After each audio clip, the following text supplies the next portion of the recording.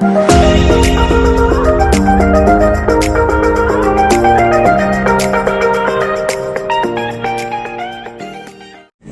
Finally साहिल आ गया मुझे लेने, और ये हम दोनों का प्लान था। जिस दिन मैंने टिकट बुक करी थी उसके 2 दिन बाद ही मैंने साहिल को बता दिया था कि मैं इंडिया आने वाली हूँ, तो तू रेडी रहना। और बस मेरे घर पे सिर्फ मेरे आई गया साथ साथ भाई बेचारा सुबह 5 बजे का जगह, जब से मेरी फ्लाइट लैंड हुई है, दीदी कहाँ पहुंचे, उबर ड्राइवर को दीदी से बात करा और मेरा फोन भी बंद हो गया। मेरे साथ तो यही बीती, तो मैं इंस्टाग्राम पे से बात करी आईपैड में। तो शुक्र है कि मैं थोड़ा सोशल मीडिया चलाती हूँ। और मेरे मामा मामी को बस पता पूरे खानदान में कि मैं आ रही हूँ, क्योंकि वो पुलिस में है, तो थोड़ा होना चाहिए कि पुलिस वालों को पता होना चाहिए सारी चीजें फॉर सेफ्टी। तो अभी हमारा प्लान है मम्मी के स्कूल जाने का, क्योंकि मैं बहुत थक चुकी हूँ और मैं दिन तक वेट नहीं कर सकती। तो मैंने कहा मैं जाके मिल लेती हूँ। तो हम प्लान बना रहे हैं कि कैसे मम्मी को हम स्कूल से बाहर बुला सकते हैं, ताकि स्कूल का डेकोरम भी खराब ना हो और हमारा सरप्राइज भी पूरा हो जाए। मम्मी को भी कोई आइडिया नहीं है कि साहिल के साथ मैं भी आ रही हूँ। तो हमने एक स्पॉट ढूंढा है छुपने के लिए, देखते हैं प्लान कितना सक्सेसफुल होता है। क्योंकि मैं चाहती हूँ मम्मी मुझे दूर से ना देखे, तो वो अचानक से देखे, ताकि उनको वो रिएक्शन में कर सकूँ रिकॉर्ड। तो देखते हैं अभी। ऑल साफ सब कुछ साहिल के ऊपर है, अब कैसे वो रिकॉर्ड करता है, कैसे वो बुलाता है। पूरी कोशिश करूंगा अच्छा करने की। हाँ। आए थे मेरे मामा, आए, उनके सामान भी मेरे को उतारने नहीं दिया।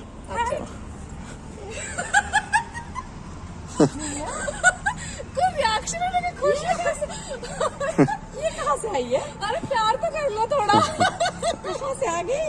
अरे हमारी जहाज से आई और कैसे? अरे हमारी जहाज से तो आने वाली थी, पर तुम तो कल आने वाली थी। किसे बोला कल आने वाली? उस दिन आने वाली थी ना 5 को। अरे थोड़ा हम लोग भी प्लानिंग प्लॉटिंग कर ली। पापा को नहीं पता, किसी को नहीं पता, मामा मामी को पता बस। हाय राम, तभी तो क्या ही नहीं थी।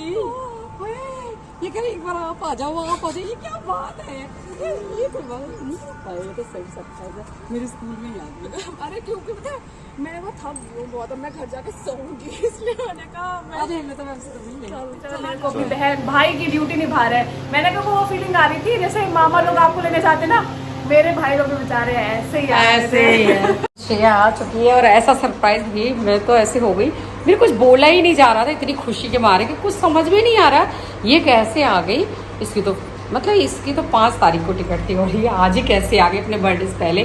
एकदम कुछ भी नहीं बोल पा रही थी, बिल्कुल ही एकदम मूक हो गई थी। अब एसी में बैठी है और उसका आज ना व्रत भी है सावन के सोमवार का, तो फिर मैं बना देती हूँ मैंगो शेक, वो भी और साहिल भी, साहिल का भी व्रत है तो वो भी पी लेगा, दोनों के लिए बना देती हूँ। भाई ऐसे सरप्राइज मिलने चाहिए, मज़ा आ जाता है ऐसे सरप्राइज में। बिल्कुल नहीं बोलती बंद ये ऐसा सरप्राइज था बोलती बंद वाला सरप्राइज। तो यहाँ पर बन चुका है इनका मैंगो शेक बच्चों का, और दूध बचा था बस उसी में बना दी हूँ। मैंने कहा पी लेंगे, देख सकते हैं पूरा जार भर के बन गया है। तीनों को दे देती हूँ फिर मैं। तो यहाँ पर हो चुका है तीनों ग्लास में फुल। ऊपर से मैंने देख सकते हैं थोड़ा सा काजू बादाम भी डाल दिया है, क्योंकि व्रत है बच्चों का तो थोड़ी एनर्जी आ जाए। ताकि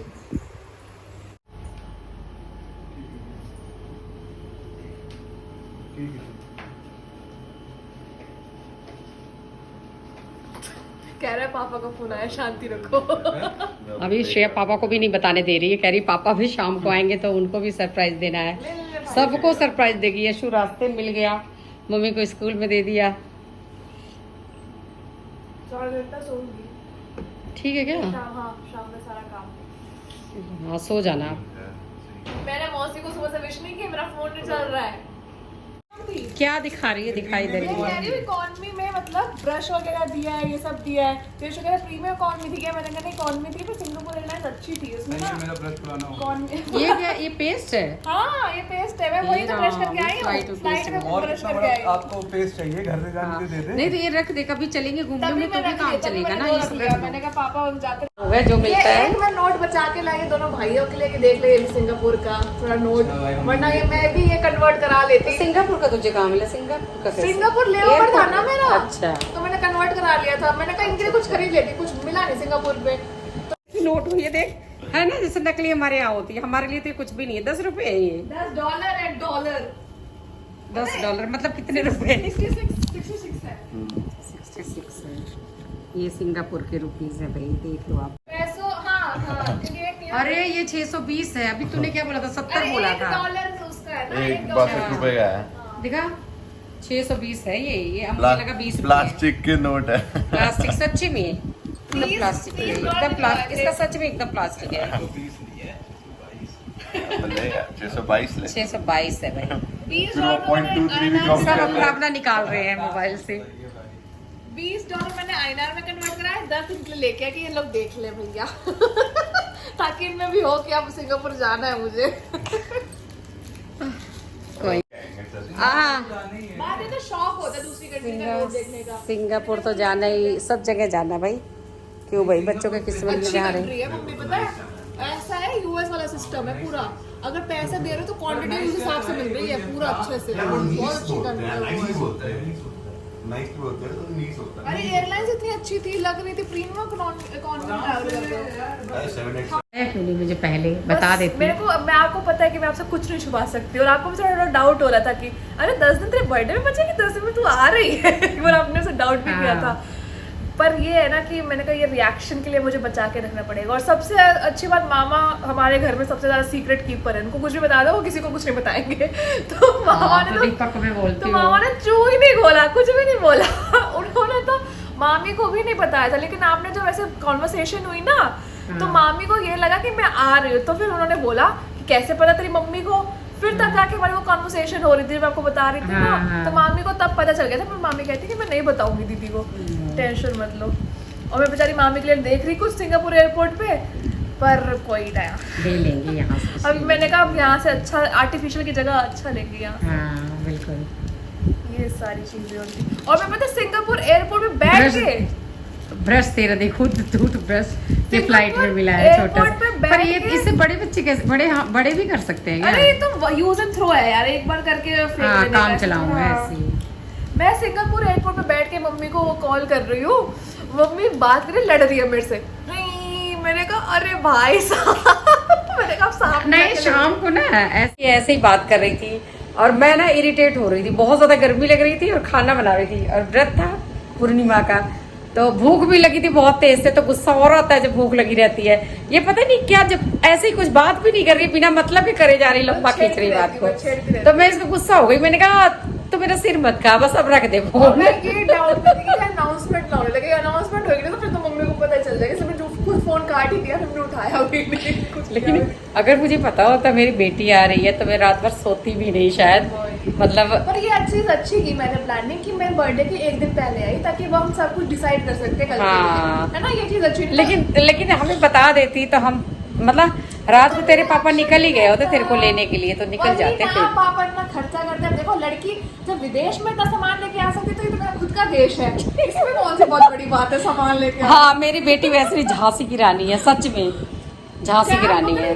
साहिल ने बुक की पीरागढ़ी तक की क्या तुरंत की तुरंत उसे बता इसको दिया। कोई बेवकूफ नहीं बना सकता, इसीलिए मैं निश्चिंत होकर रहती हूँ। सुबह 5 बजे दीदी इस गेट से निकलना, यहाँ जाना, यहाँ ऊबर पॉइंट है, यहाँ पे मिल जाएगी गाड़ी। तुरंत वही फॉलो किया, वही मिलेगी तुरंत की तुरंत ही। वो कह रहा है साहिल आप लोग को दीदी से बात करो, उनका फोन भी चल रहा है। कह रहा है आपका फोन लग ही नहीं रहा तो मैं आपकी दीदी से बात कैसे कराऊं।